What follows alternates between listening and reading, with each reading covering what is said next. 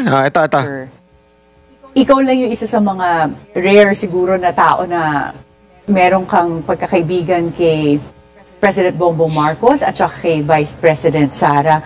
Sinubukan niyo po ba silang ipag-ayos simula nung nagkaroon ng hidwaan itong unity team?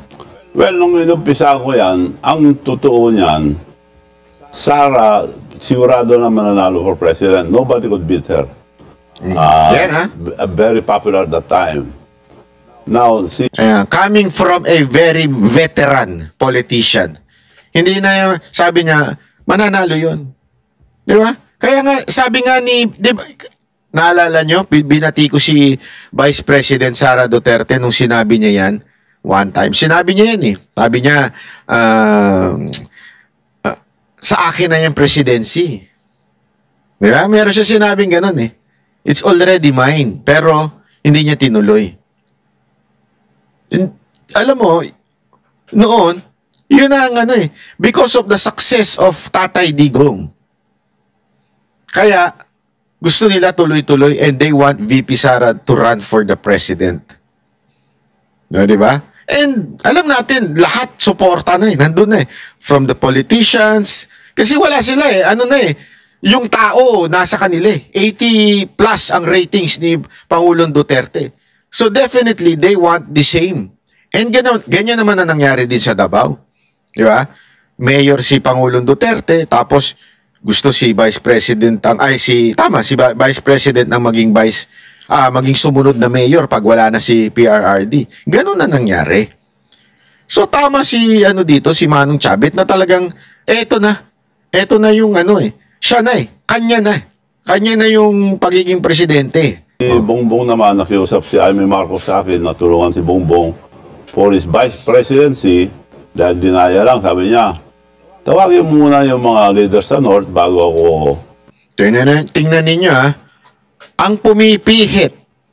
This is, you have to understand, that's why I don't like Amy. I think hindi siya nagsasabi ng totoo sa taong bayan.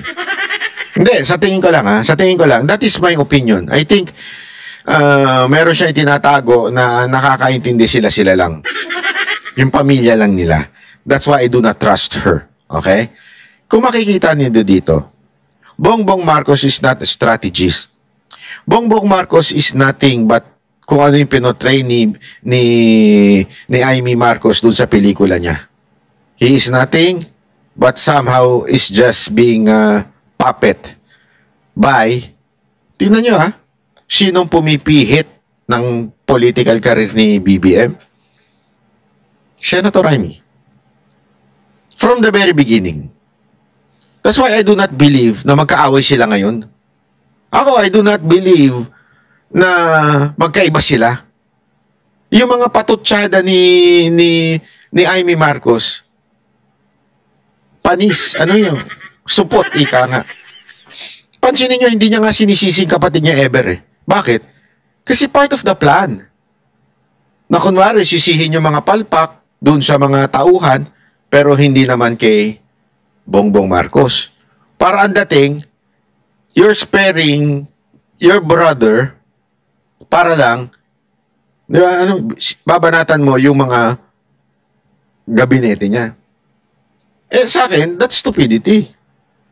Kung palpak ang mga cabinet secretary mo, ang palpak yung presidente. Hindi pa pwedeng yan. Hindi pa pwedeng, hindi, palpak lang kasi itong cabinet secretary, kaya pumapalpak yung kapulisan. Palpak lang itong cabinet secretary to, kaya pumapalpak yung mga justices. Hindi pa pwedeng ganun. I mean justice, hindi pala justices, sorry. Wrong term.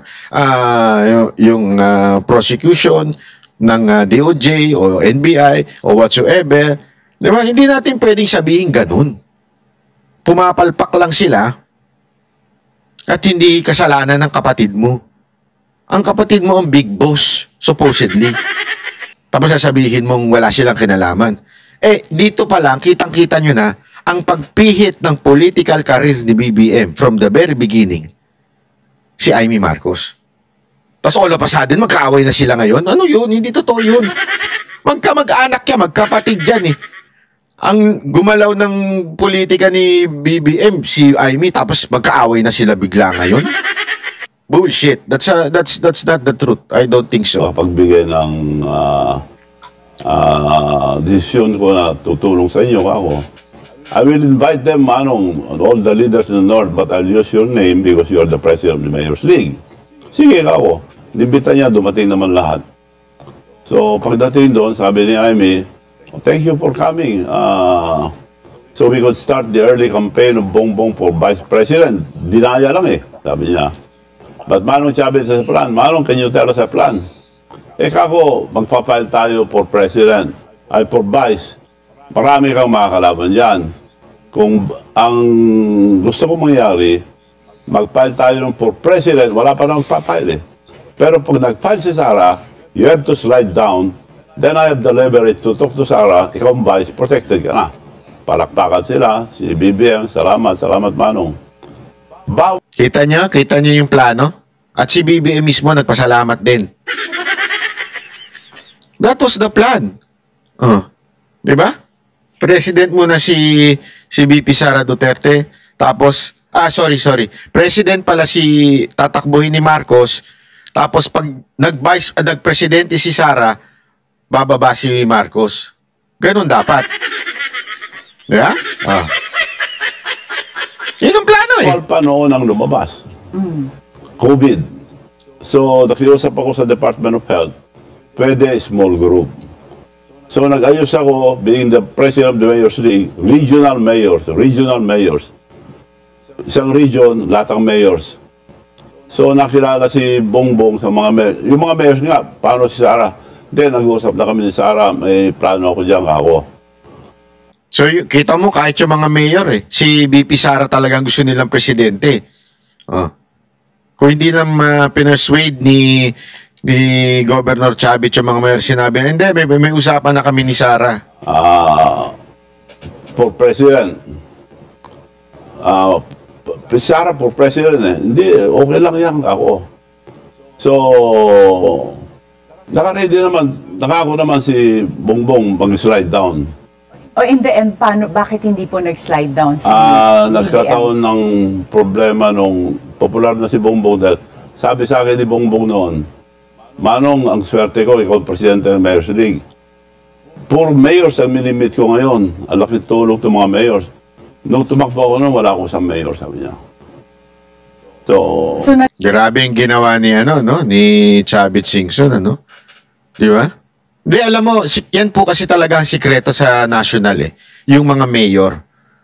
Pagka yung mayor hawak mo, siya sa iyo sa baba, isasama ka niyan sa tawag nila, yung sample ballot. Malaking bagay yun.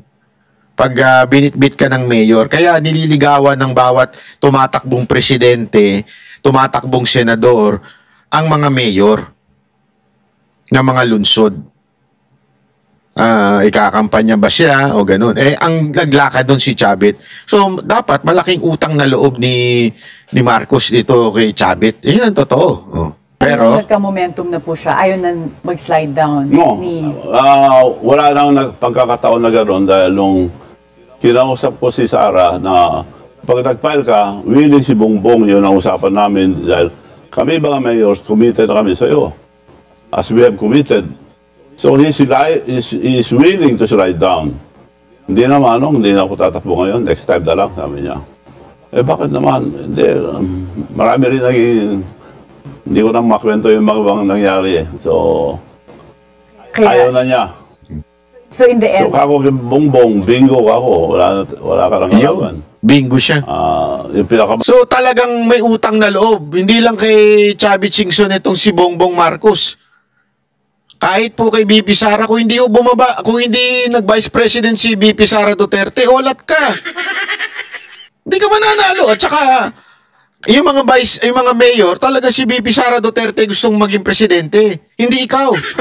Second choice ka lang. Kayaya ka naman. Hindi. Gusto mo ganyan? Second choice? Halimbawa, ligawan ka ng isang lalaki. Ay, mahirap buhay. May lalaki lalapit sa'yo. Alam mo, gusto kitang, mga pangasawa. Kursunada ka tayo. Pero meron talaga akong iba muna. Pag hindi niya ako sinagot, ikaw nang, tayo dalawa na. Ano mararamdaman nyo nun? Hindi, kayo mga kababaihan, sabihan kayo ng lalaking ganun. Pangalawa ka lang, meron talaga ako ibang crush eh. Ito talaga yung crush ko. Kaya lang, hindi ako sure kung sasagutin ako eh. Pag hindi niya ako sinagot, huwag ka mag-alala. Sa'yo ako mapupunta. Putang inang yan, shit. sorry. Yun nga, di ba? Gusto nyo ganun? Gusto nyo? Hindi. Bako nagtatanong lang naman ako kung gusto nyo ng ganun klaseng lalaki. So parang ganun na nangyari. Ang talagang choice ng mga mayor, si Vice President Sara Duterte, hindi si Bongbong. Nagkataon lang, hindi tumakbo si Bongbong at sumama si Vice President kay Bongbong. So, yung mga sinasabi ng mga tatanga-tangang tansong vlogger na kaya daw nanalo si Bongbong Marcos, it's not because of Sara Duterte. That's truth. That's not the truth. And that's bullshit, sabi niya. Bakit? Yan na nga mismo. Mga mayor na nga nagsasabi. Gusto nila si BP. Nagkataon lang, hindi tatakbo si BP. For President, ayaw na tumakbo, good for you. Tuwan-tuwa siya. Tuloy-tuloy na kami lahat. Tuloy-tuloy. Ala kami, ako lahat ang di namin tinatak ang plano ko, kasama ko siya, ako nagkukontak sa mga mayors, ako nag-arrange lahat. Support. Pag may banat kay Bongbong, ako nagsasagot. Nako? Pero after election, may Alzheimer na si Bongbong, hindi na ako kilala. Nako po! So ngayon po ba, kanino kayo mas malapit? Kay President Bongbong Marcos or kay...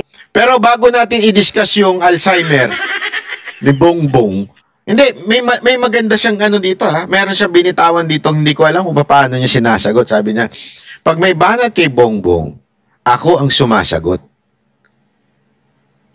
Ako may tanong. Nakita niyo ba si Chavit Singsong sumagot? Hindi. So anong ibig sabihin niya ng siyang sumasagot?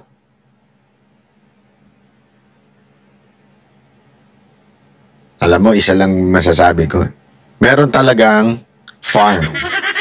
Mahilig pa naman sa farm itong si Manong Chavit. May farm ng sumasagot.